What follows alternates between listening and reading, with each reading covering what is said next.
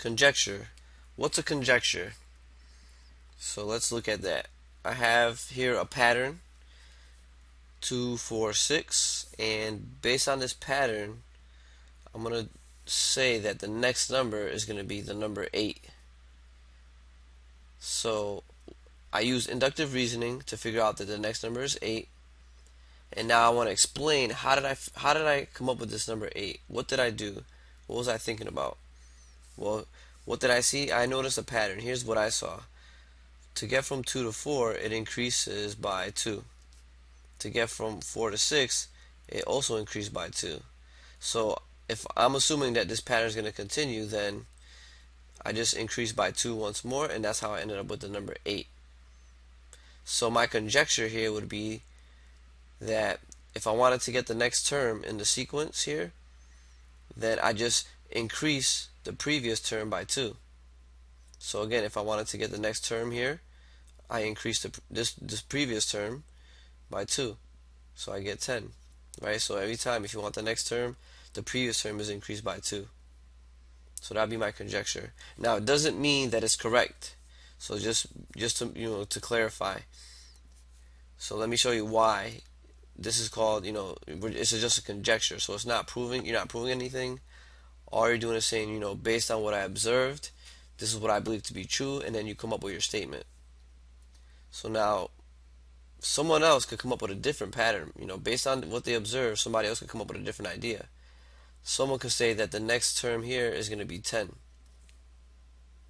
And then you might be wondering, how do you get 10? So if I look at, for instance, these two numbers, if I add 2 plus 4, what do I get? Well, that gets me 6. Right? If I add those two terms together, I get 6. And then I could have noticed that, well, if that pattern works for these two, then I just try for these two now. If I add 4 plus 6, what do I get? Well, that's also 10.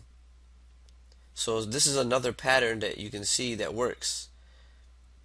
And again, that's why it's just, we're just using inductive reasoning. So based on what we see, we can come up with some type of, the next term based on what we're observing. So another conjecture in this case could be that, the statement that I believe, how did I get to 10? Well, I can say you take the previous two terms, right? How did I get 6? I take the previous two terms, add them together, and I'll get my next term. Right? 2 plus 4 is 6. These are the previous two terms. If I add these two, I can get the next number.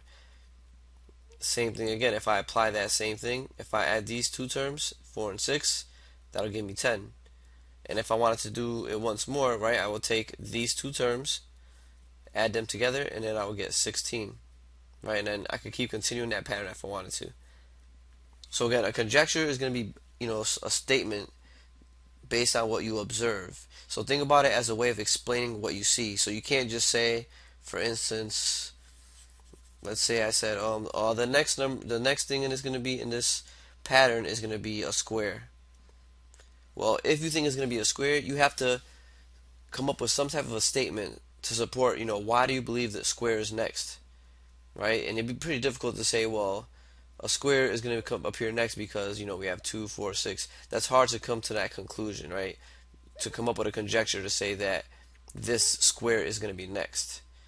So when you come up with your conjecture, make sure you're able to support it, based on what you've observed.